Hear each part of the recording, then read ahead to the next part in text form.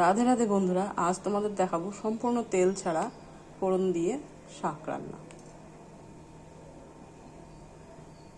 কড়াইটা খুব ভালো গরম হয়ে গেছে বন্ধুরা।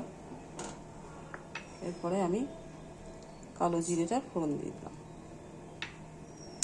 বন্ধুরা দেখো, কালো জিরেটা চটপট করে ফাটছে এবং ধোঁয়া উঠতে শুরু করেছে। তোমরা বুঝতে পারছো কিনা জানি না, দেখেছো? এই দেখো, ধোঁয়া উঠতে শুরু করেছে। এই সময় আমি শাকটা ছেড়ে দিলাম। সব শাক ছেড়ে দিয়েছি বন্ধুরা। আর এই শাকে জল দেওয়ার প্রয়োজন নেই, প্রচুর জল ছাড়বে।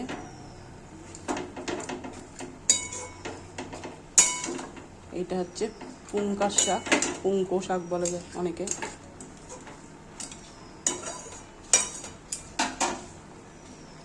এই সময় 4টে কাঁচা লঙ্কা আমি চিড়ে দিয়ে দিলাম, দিয়ে ঢাকা দিয়ে রেখে দিলাম। কিছুক্ষণ ঢাকা থাক, জল ছাড়ুক। বন্ধুরা দেখো, জল ছেড়ে শাকটা কমেও গেছে।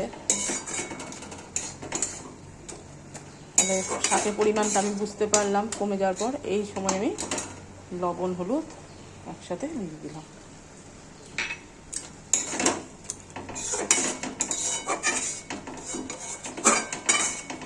আগে থেকে লবণ দিলে বন্ধুরা লবণটা বেশি হয়ে যেত, এই জন্য শাকটা সেদ্ধ হওয়ার পরে যখন কমে আসবে তখন লবণটা দিতে হবে।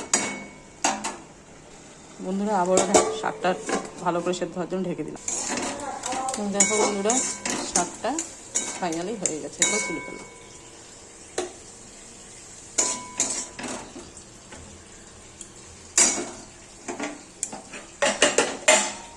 তেল ছাড়া শাক আমার রেডি।